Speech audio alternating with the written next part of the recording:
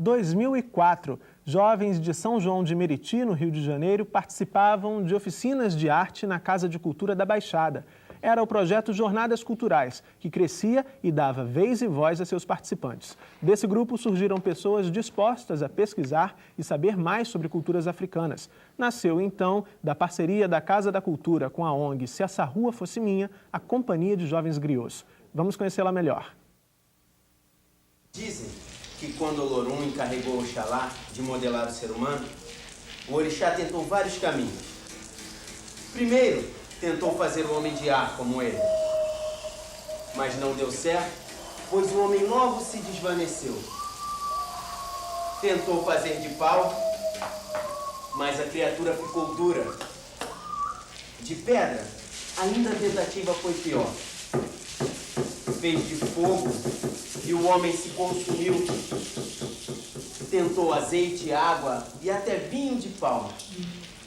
E nada. Foi então que Nanã veio em seu socorro. Jovens empenhados em conhecer e disseminar as culturas africanas. Jovens que fazem da contação de histórias uma forma de entender o mundo. Assim são os integrantes da Companhia de Jovens Griots. Em algumas tribos e em vários locais na África, existiam as pessoas chamadas griots, que eram anciões, que aprendiam isso com outros griots ou com seus pais. Tinham toda essa formulação de cultura, as tradições, a espiritualidade, toda a construção de vida do povo africano. E a função desse griot era ir de aldeia em aldeia, levando todo esse conhecimento a outras pessoas. E é assim que tudo começa. Antes de levar o que sabem às pessoas, os jovens griots pesquisam, leem, ouvem a voz da experiência. Aqui, a conversa com um antigo morador da comunidade, Mestre Canela, é uma lição de vida. É importante passar a cultura, sempre estar repassando o que a gente sabe um pouquinho, né? Somar. O ancião não é muito valorizado dentro da sociedade. Parece que, ao invés de somar, vai perdendo cada vez mais o valor. E tinha que ser ao contrário, porque cada vez mais velho, mais experientes, mas não é o que acontece. O olhar interessado de cada uma dessas crianças é resultado do encanto que provocam as palavras ditas por esses jovens. Palavras que instigam a memória e a imaginação. Alguém aqui já tinha escutado falar em algum desses nomes que nós dissemos? Eu já ouvi no Centro de Macumba, eu já ouvi no do Iemanjá, que minha mãe também já falou muitas vezes dele. Eu gostava muito quando ela falava. Eu sinto imenso prazer quando eu vejo que a criança está ali prestando atenção e você consegue ler nos olhos dela aquela felicidade dela estar imaginando um príncipe, uma princesa. Eu não sabia nada sobre cultura negra, assim. Nas escolas eu nunca tinha aprendido isso.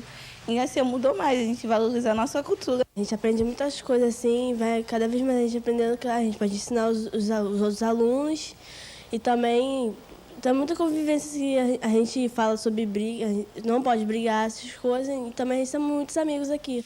Vale ressaltar que um dos objetivos da companhia é trabalhar em parceria com escolas. Sempre colocava 4 anões. Para a gente é muito importante ter uma parceria efetiva com escolas. Nós nos apresentamos em escolas, dialogamos com professores. Se for possibilidade, a gente vai para fazer palestras, como já fizemos palestras em algumas escolas sobre essas questões raciais. Agora, caberá a todos nós cuidar com carinho da água, do ar, do fogo, da terra, das plantas, dos animais e, principalmente, da igualdade entre meninos e meninas, homens e mulheres, pretos, brancos, mantendo tudo em harmonia para ajudar novamente o céu e a terra, o Orum e o Aie.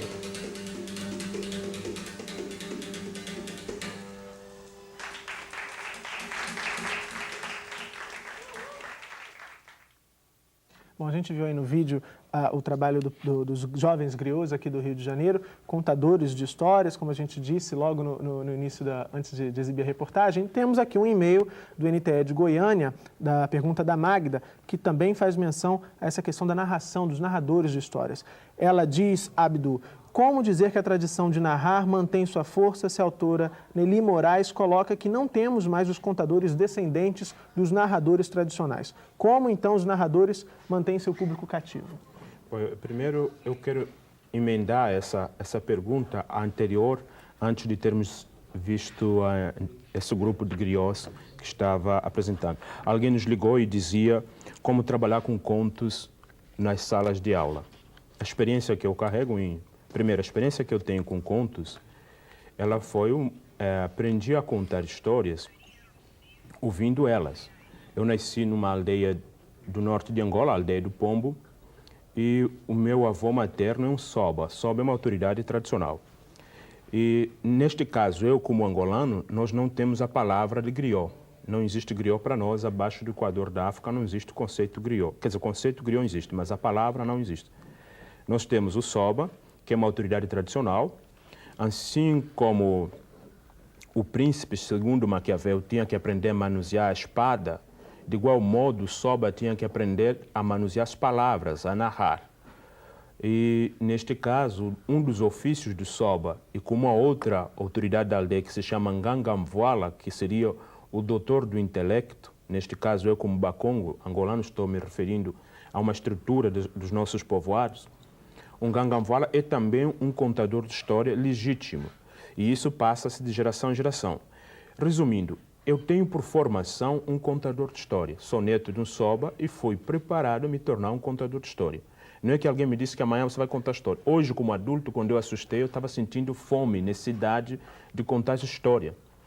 Agora, voltando à pergunta que ele nos faz, isso pode ter sentido quando se pergunta a conjuntura afro-brasileira, de todo esse processo histórico que teve de desapropriação cultural e a sonegação que é característica das conjunturas da máquina pública deste país. Mas, ao contrário, ainda se pode, se existe a crença, ou se existe a perspectiva de que esse país pode dialogar com a África, então esse diálogo com a África passa justamente em cenários como esses que estamos tendo nesta mesa. É possível resgatar a África com ações concretas. Se, de um lado, é o afrodescendente que flagra a ausência da sua humanidade nos espaços escolares, e isso tem sido muito bem feito pelo movimento negro, e também por pessoas que hoje trabalham diretamente com o governo. Por outro lado, hoje já existem condições reais de cooperação entre povos, ou melhor, tramita hoje, por exemplo, no Ministério da Cultura um projeto de minha autoria de contos angolanos. Quer dizer, uma pergunta desse mostra como está a conjuntura no ponto de vista da permuta de África e o Brasil. Então, isso é possível, isso não é utópico. É possível, sim, que esses povos africanos possam cooperar no processo da cidadania do afrodescendente, daquele que não é branco. Certo. Andréa queria só fazer uma colocação com relação à afirmação que a Magda, de lá de Goiânia, trouxe da autora Nelly Moraes. Você dizia... Então, a Nelly Novaes, ela coloca isso, mas ela se remete a justamente essa conjuntura que o Abdu coloca. Em África, nós temos, sim, os avós, os tataravós, os bisavós, e essa tradição vai sendo passada, né? Porque lá eles têm ainda os seus grupos étnicos, eles mantêm a sua cultura, a sua língua. Aqui no Brasil, com o processo de escravização, né, com toda a violência que todo o povo africano sofreu, nós perdemos, né, dentre vários aspectos da nossa identidade, essa possibilidade de saber quem era o meu tataravô, o meu bisavô, se ele era um contador, se eu seria uma herdeira ou não. Então, no texto, quando a gente coloca essa citação da Nelly Novaes, é para mostrar que, por um lado, no Brasil, né, nós perdemos isso, mas não perdemos totalmente, né? Nós falamos o quê? Contudo, nós podemos manter essa força. Acho que o trabalho do Abdu, o trabalho desses jovens griots que começam contando o mito, né? O mito que é narrar mesmo toda aquela ancestralidade, tudo aquilo que veio, toda a minha força, toda a minha história, a minha cultura. E hoje a gente tem, por exemplo, um calendário como esse, né? Que é Meu Brasil Africano, Minha África Brasileira. Então, um calendário como esse, com as imagens que ele traz, ele tenta resgatar, ele tenta trazer novamente essa força da palavra, essa força da cultura. É um calendário que está sendo distribuído pela SECAD lá do MEC. Certo. Uma coisa que ela colocou que eu achei interessante no final da pergunta dela, assim, em que isso interfere no afrodescendente se ver.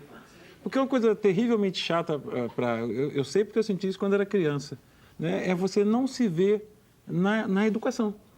O afrodescendente ele não se vê. Não se vê na história, não se vê nos heróis. Né? Acho até engraçado, até a maldade de falar que eu vou falar aqui agora, mas o feriado do zumbi é facultativo. É o único personagem negro da história do Brasil que tem um feriado e o feriado dele é facultativo. Ou seja, parece que ele é menor, o feriado. E tem um detalhe, só um minutinho, desculpa te interromper, Abdu, porque a Maria Lucy de Goiás, ela já está na linha há um tempinho nos esperando para fazer essa pergunta. Olá, Maria Lucy, tudo bem? Boa noite, Murilo e convidados. Sou Maria Lucy, cursista do NTE de Anápolis, Goiás. A nossa questão é a seguinte: como abordar a cultura africana sem desvalorizar a nossa própria cultura? Muito obrigada. Obrigado você, Maria Lucy, pela participação. Abdu, você já gostaria de comentar? Por favor, responda também a Maria Lucy. A minha intervenção é o seguinte, Ana Lucy. Você fala como abordar a cultura africana e podendo também valorizar a sua própria cultura. Parece que essa pergunta já me surgiu em vários debates. É que existem memórias compartilhadas entre o Brasil e a África. E então, neste caso, aquilo que você chama de sua própria cultura é, em parte, também já cultura africana. Só que nós, por experiência, num exercício de integração enquanto imigrantes africanos nesse país hoje, nós temos tido uma prática nas salas de aula, e neste caso em São Paulo, que chamamos vivências africanas nos espaços escolares. Por exemplo, quando a gente faz a oficina de África no Paladar, que é a confecção de pratos típicos africanos, naquela oficina, a criança redescobre as contribuições africanas na sociedade brasileira. Mas, ao mesmo tempo que nós resgatamos, assinalamos a contribuição de África, permite essa criança reconhecer a sua própria cultura regional. Isso acontece quando a gente vai narrar, trabalhar com contos. A criança, pela primeira vez, encontra no espaço escolar mitos, personagens como, por exemplo, a Luquene. Certamente você nunca ouviu falar da Luquene, mas tão rapidamente vou falar um pouco desse personagem. É uma menina muito bonita, de cabelos trançados, e na ponta de seus cabelos levava sempre as miçangas. Tinha uma pele escura, lábios grossos e nariz achatado. Ela é muito bonita. Isso soando aos ouvidos de uma criança, o conceito de que ela é bonita, mesmo sendo negra, e depois pedindo às crianças que ilustrem o conto que eles acabaram de escutar, alguns episódios, parte desse conto, permite a essa criança se dar a ousadia de ilustrar a mitologia africana. Isso é de uma dimensão transformadora significativa. Também trabalhamos com aquilo que chamamos a África no tato, lidando com objetos africanos. Ele vai produzindo música ou vai fazendo jogos africanos, e isso não só ele se aproxima mais do seu ser brasileiro, como também lhe qualifica como cidadão da nossa era hoje, o cidadão global. Isto é inevitável, isso tem que ser, não temos mais tempo para perder. O cidadão, a criança de hoje, ele tem que ter um leque mais aberto na escola, para que ele possa dialogar com a diversidade planetária, e cada vez o contato entre os diferentes está sendo maior. Então, a escola que contempla a diversidade étnica e cultural, ao contemplar a África no espaço escolar, ele está, sim, reforçando e legitimando a cultura brasileira. André, mas nós recebemos um e-mail, esse chegou, da Maria Inácia, de Goiás. Ela quer saber como a escola pode viabilizar, dentro de suas conjunturas, a implementação da Lei 10.639, que prega o ensino da cultura afro-brasileira. Obrigado aí a Maria Inácia pela participação. Bom, a pergunta, Maria, vem ao encontro do que eu queria falar, né? Que é de um trabalho que foi uma cartilha, que tem aqui alguns princípios norteadores da história e da cultura, né, afro-brasileira e do trabalho com educação das relações étnico-raciais, que está sendo distribuída pela SECAD, MEC. Esse trabalho, ele já está sendo, né, disseminado. Estamos organizando um curso para 45 mil educadores só para tratar do ensino de história e cultura africana e afro-brasileira, né, pegando várias regiões do país. Então, o que é importante? Nós temos uma série de materiais que estão disponíveis na Central de Informações da SECAD no Ministério da Educação. Eu vou deixar o endereço aqui depois para vocês poderem acessar. Tem uma série de textos, de artigos. Eu acho que há uma produção também aqui mesmo do programa Salto, como o Repertório Afro-Brasileiro, é um material audiovisual muito interessante para poder trabalhar com essa temática. A série Valores Civilizatórios, que foi veiculada em novembro do ano passado, né? E mais do que isso, eu acho que é importante a parceria. Em cada local, em cada estado, nós temos entidades do movimento negro, nós temos grupos como esses Jovens Griots, que estão fazendo trabalhos e que estão interessados em fazer parceria com a escola, com a Secretaria de educação. Então, eu acho que é fundamental nós somarmos forças e esforços para poder garantir a implementação da Lei 10.639 e nós temos oferecido, enquanto MEC, apoio às secretarias, aos sistemas de ensino que têm solicitado. Mais uma participação por telefone. Quem fala com a gente agora é a Raimunda do Tocantins. Tudo bom, Raimunda? Tudo bem. Olá, sou Raimunda Carvalho, cursista do teleposto do Colégio Pedro Xavier Teixeira, Nova Rosalândia, Tocantins. O questionamento é: a história do negro passou em branco na maioria das instituições de ensino, que se limitaram apenas a ensinar que os negros tinham vindo para o Brasil como escravos. No nosso município, não conhecemos a história do negro em sua profundidade. Suas crenças, lendas, danças, etc. não fazem parte da nossa cultura. Eu só posso ensinar e viver o que aprendi. Para inserir a cultura africana e o valor ao negro, temos que começar do zero. Gostaria que nos sugerissem por onde começar e como começar. Boa noite e obrigado. Obrigado, Raimunda, pela sua participação aí do Tocantins. Eu acho que o básico, já que não tem nada, é tentar procurar materiais de informação. Talvez conversar com a própria comunidade, porque geralmente a comunidade sempre tem as respostas. Eu acho que uma das coisas que a moça anterior perguntou ela deu várias sugestões, sites, cartilhas, mas acho que de repente a própria comunidade pode trazer, porque um dos entraves de qualquer criação de um projeto minimamente sustentável é que muitas vezes você cria dentro da comunidade escolar e ali já é a comunidade em volta. Né? Eu vi, naquele programa dos Griots, apareceu aquele senhor capoeirista falando da experiência dele. Acho que até a menina na entrevista falou um negócio interessante que tem a ver com outro problema, a questão de não ouvir os velhos, que é uma coisa que em outras culturas você ouve. Isso, desculpe, é interessante, porque isso é uma das diferenças da cultura embasada no letramento, aquela que qualifica as instituições do Ocidente e também as instituições africanas hoje. Essa cultura do letramento, ele qualifica o indivíduo quando mais tempo de vida tem como sucata humana, ou melhor, o idoso se faz sucata humana.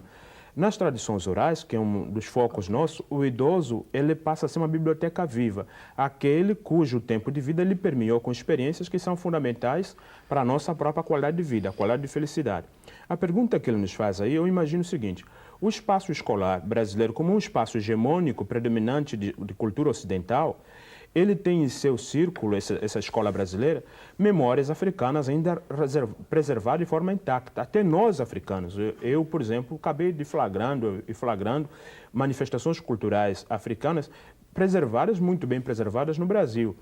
Está ali próximo da escola. O grande desafio é fazer com que a direção da escola entenda que aquela criança negra que sai de sua casa para a escola, ele não precisa romper com sua família. Porque os negros nesse país, para entrar na sala de aula, eles rompem com a família. Então, esses valores que ele diz que não existem, existem no redor de Tocantins, nas periferias de Tocantins, estão ali daqueles tidos como analfabetos, como burros, que têm suas linguagens que não são as mesmas que encontramos dentro dos espaços escolares. A própria cultura brasileira está permeada de contribuições africanas que muitas vezes você conhece, você lida com ela, mas não tem a noção de que há essa... E democratização da escola é justamente isso, quando esse conceito entra no espaço escolar. Desculpa te interromper, porque agora a gente vai fazer uma pausa rápida para o intervalo. Salto para o Futuro volta já.